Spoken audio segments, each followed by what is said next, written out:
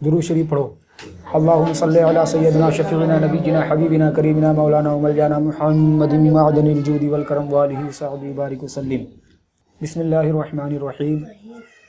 ابھی جو اس سے پہلا سیشن تھا، جو پہلے حصے میں پہلے پارٹ میں آپ نے یہ سنا کہ اللہ رب العزت نے فرمایا کہ امتحان ہوگا نا، امتحان ہوگا مسلمان ہونے کا، اور امتحان میں پاس ہوئے تو مسلمان ٹھہرو گے. اور اس کے بعد اللہ نے ایمان کا دار و مدار دو باتوں پر رکھا جو ایک دم امپورٹنٹ ہے، اور وہ دو باتیں اللہ رب العزت نے فرمایا کہ میرے محبوب صلی اللہ علیہ وآلہ وسلم کی تعظیم نہ بلکہ دو باتیں ہیں. اللہ رب العزت فرماتا ہے کہ میرے نبی پاک علیہ السلام کی تعظیم، اور میرے نبی پاک علیہ السلام میرے محبوب صلی اللہ علیہ وآلہ وسلم کی محبت کو تمام زمانوں پر تمام لوگوں پر سب سے زیادہ تقدیم، سب سے اوپر نبی پاک علیہ السلام کی محبت، بعد میں ماں باپ بھائی بہن سب کچھ بعد میں اللہ نے فرما چکا. اور جس کو سننا ہو وہ پہلے حصے میں بھی سن سکتا ہے. اور سیکنڈ بات اللہ رب العزت نے جو فرمایا لا تجد قوما، جو ہے آیت کریمہ میں اللہ تبارک و تعالیٰ نے فرمایا ہے، اللہ رب العزت نے 7 چیزیں بتائی ہے، 7 چیزیں بتائی. اور ایک بات اور کہ اللہ رب العزت نے سب کو پہلے گنایا، باپ بھائی بہن ماں باپ کوئی بھی ہو، اگر نبی پاک علیہ السلام کا گستاخ ہو جائے تو اس کو دودھ سے مکھی کی طرح نکال کر پھینک دو. اب یہ اللہ رب العزت نے اس کے بعد بھی 7 چیزیں بتائی کہ جو ایسا کرتا ہے، جو نبی پاک علیہ السلام کے گستاخوں سے نفرت کرتا ہے، چاہے وہ اس کا باپ ہو پیر ہو کوئی بھی ہو اس کا، اگر اس نے نبی پاک علیہ السلام کی شان پاک میں گستاخی کیا تو ایسے لوگوں کے بارے میں اللہ رب العزت نے 7 چیزیں گنائی ہے. ایسے لوگ وہ کون ہیں جن کے بارے میں اللہ فرماتا ہے کہ یہ وہ لوگ ہیں جن کے دلوں میں اللہ نے ایمان کو نقش کر دیا اور ان کو ان کی اپنی طرف کی روح سے ان کی مدد فرمائی، اور انہیں باغوں میں لے جائے گا جن کے نیچے نہریں بہ رہی ہے، یہ ان میں ہمیشہ رہیں گے، اللہ ان سے راضی اور یہ اللہ سے راضی، اور یہی لوگ اللہ والے ہیں. بات سمجھ میں آئی؟ یہی لوگ اللہ والے ہیں، اور یہی لوگ اللہ والے ہیں، اور اللہ والے ہی مراد کو پہنچے. بات سمجھ میں آئی؟ اللہ رب العزت نے یہ 7 چیزیں بیان کر دیا، اللہ رب العزت نے یہ 7 چیزیں بیان کیا. اب اس آیت کریمہ میں تو، اور جو میں نے پہلے سیشن میں بھی بیان کیا تھا، جو آیت کریمہ جو 28ویں پارے سورہ مجادلہ کی آیت کریمہ کا ترجمہ میں نے پہلے حصے میں کیا ہے، اب اس کے آگے سے میں یہاں سے بیان کر رہا ہوں. اللہ رب العزت نے اس آیت کریمہ میں صاف فرما دیا کہ جو اللہ یا رسول اللہ صلی اللہ علیہ وآلہ وسلم کی جناب میں گستاخی کرے تو مسلمان اس سے دوستی نہیں کرے گا.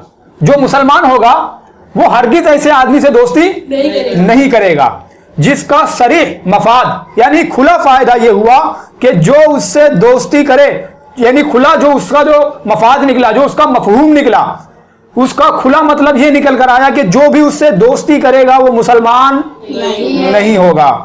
پھر اس حکم کا قطعاً ہونا بالتصریح ارشاد فرمایا.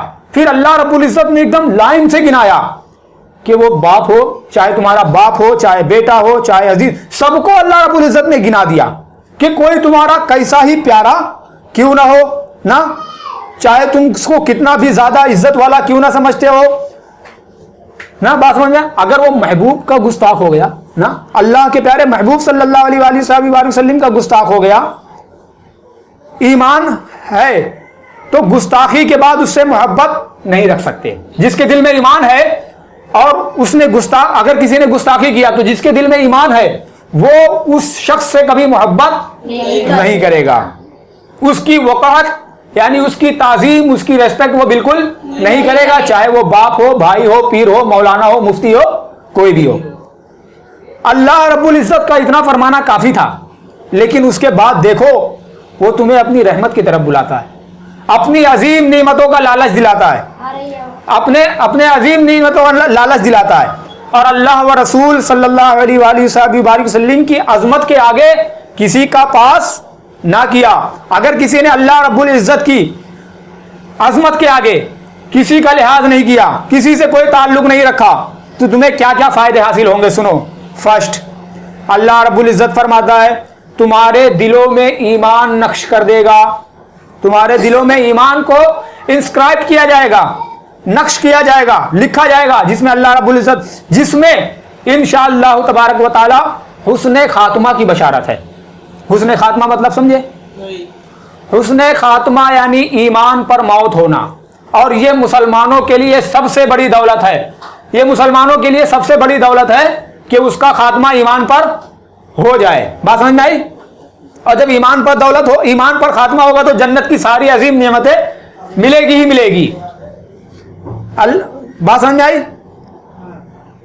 تو اللہ رب العزت نے کیا فرمایا کہ ان کے دلوں میں اللہ نے ایمان نقش کر دیا. تو پہلی فائدہ کیا ہے کہ ان کے دلوں میں ایمان نقش کر دے گا. اور معلوم ہے اللہ کا لکھا ہوا کبھی مٹتا نہیں ہے, اور اللہ تعالی روح القدس سے تمہاری مدد فرمائے گا اور ہمیشگی کی جنت میں لے جائے گا. جو جنت ہمیشہ کے لیے جنت, جس کے نیچے نہریں بہ رہی ہے, اور تم خدا کے گروہ کہلاؤ گے. گروہ مطلب دا پارٹی آف اللہ, اللہ کی پارٹی کہلاؤ گے. تم خدا والے ہو جاؤ گے, اللہ والے ہو جاؤ گے, منہ مانگی مرادیں پاؤ گے, بلکہ امید و خیال وہ گمان سے کروڑوں درجہ زیادہ پاؤ گے. آپ ان کبھی سوچے بھی نہیں ہوں گے, اس سے زیادہ اللہ رب العزت نے دینے کا وعدہ فرمایا ہے. اور اس کے بعد بھی اللہ فرماتا ہے, اور سب سے زیادہ یہ کہ اللہ فرماتا ہے کہ اللہ تم سے راضی. کیا مسلمانوں کے لیے اس سے زیادہ کوئی بڑی خوشی کی بات ہوگی کہ ان کا رب ان سے راضی ہو گیا؟ تو پھر کیوں دھیان دینے کا گستاخوں کی طرف, کیوں رکھے محبت دوسروں سے, دوسروں کی محبت میں اپنی آخرت خراب کرو؟ ایسا کیوں کیا جائے پھر؟ اور اللہ فرماتا ہے کہ اللہ تم سے راضی, پھر یہ فرماتا ہے کہ میں تم سے راضی, تم مجھ سے راضی. بندے کے لیے اس سے زائد اور کیا نعمت ہوتی کہ اس کا رب اس سے راضی ہو جائے, مگر انتہائی بندہ نوازی. اللہ رب العزت کی بندہ نوازی تو دیکھو, فرمایا کہ اللہ ان سے راضی اور وہ اللہ سے راضی. مسلمانوں, خدا لگتی کہنا, دل پر ہاتھ رکھ کے بولو کہ اگر آدمی کے پاس کروڑوں جانیں ہو اور سب کی سب اس عظیم دولتوں پر نثار کر دے تو واللہ کے مفت پائے نا.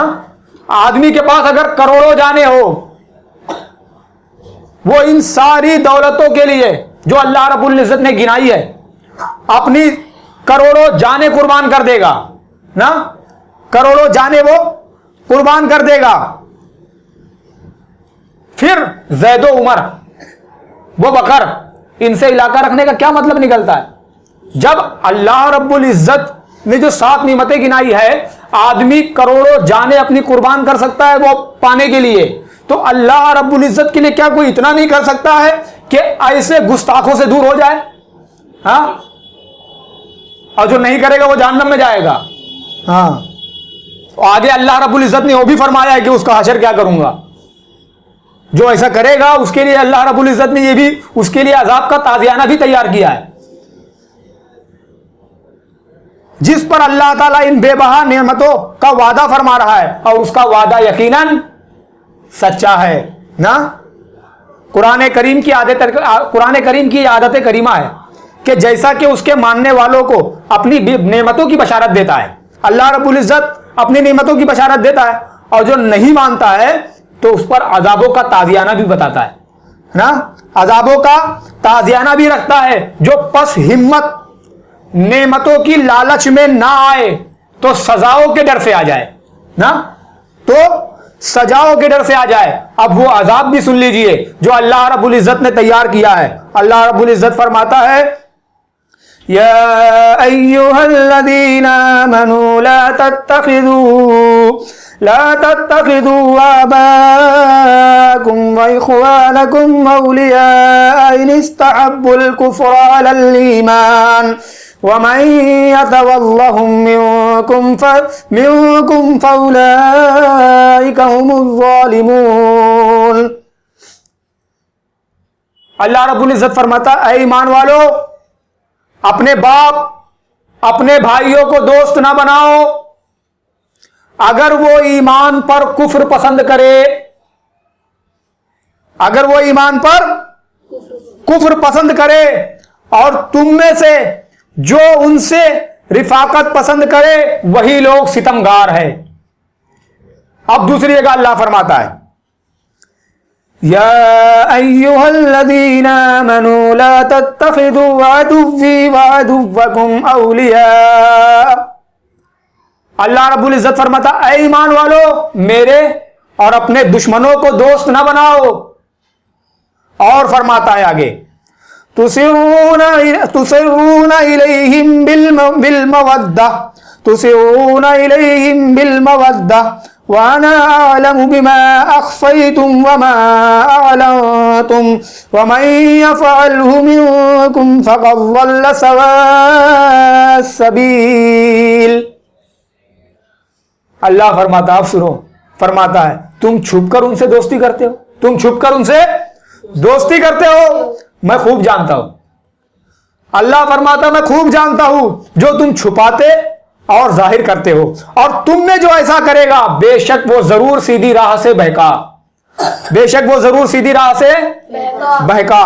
اور آگے اللہ رب العزت فرماتا ہے لن تنفعكم ارحامكم ولا اولادكم يوم القيامة يفصل بينكم والله بما تعملون بصير۔ تمہارے رشتے، تمہارے بچے تمہیں کچھ نفع نہ دیں گے، قیامت کے دن تم میں اور تمہارے پیاروں میں جدائی ڈال دے گا۔ اللہ رب العزت فرماتا ہے کہ تم میں اور تمہارے پیاروں میں جدائی ڈال دے گا، اور تم میں ایک دوسرے کا کوئی کچھ کام نہ آ سکے گا، دوسرے کے کچھ کام نہ آ سکے گا، اور اللہ تمہارے اعمال دیکھ رہا ہے۔ اور فرماتا ہے وَمَن يَتَوَلَّهُم مِّنكُمْ فَإِنَّهُ مِنْهُمْ وَمَن يَتَوَلَّهُم مِّنكُمْ فَإِنَّهُ مِنْهُمْ إِنَّ اللَّهَ لَا يَهْدِي الْقَوْمَ الظَّالِمِينَ۔ اور تم میں جو ان سے دوستی کرے گا بے شک وہ انہی میں سے ہے، بے شک وہ انہی میں سے ہے۔ بے شک اللہ ہدایت نہیں کرتا ظالموں کو۔ پہلی دو آیتوں میں تو ان سے دوستی کرنے والوں کو اللہ نے کیا فرمایا؟ ظالم، گمراہ ہی فرمایا تھا نا۔ اس آیت کریمہ میں بالکل تصفیہ فرما دیا، بالکل صاف کر دیا، فیصلہ فرما دیا کہ جو ان سے دوستی رکھے وہ بھی انہی کی طرح ہے، انہی کی طرح کافر ہے، انہی کے ساتھ ایک رسی میں باندھا جائے گا۔ اور کوڑا بھی یاد رکھیے جو اس سے میل رکھتے ہیں، اور میں تمہارے چھپے اور ظاہر سب کو جانتا ہوں، چھپ چھپ کے ملتے ہیں نا۔ اللہ فرماتا میں تمہیں تمہارے چھپے اور ظاہر سب کو دیکھتا ہوں۔ اب وہ رسی بھی سن لو، اللہ رب العزت اب وہ رسی بھی سن لیجئے جس میں رسول اللہ صلی اللہ علیہ وسلم کی شان پاک میں گستاخی کرنے والے باندھے جائیں گے۔ فرماتا ہے والذین یؤذون رسول اللہ لہم عذاب علیم۔ اور جو رسول اللہ کو ایذا دیتے ہیں صلی اللہ علیہ وسلم ان کے لیے دردناک عذاب ہے۔ ایذا مانے تکلیف نا، سمجھ آئی؟ اور فرماتا ہے ان الذين يؤذون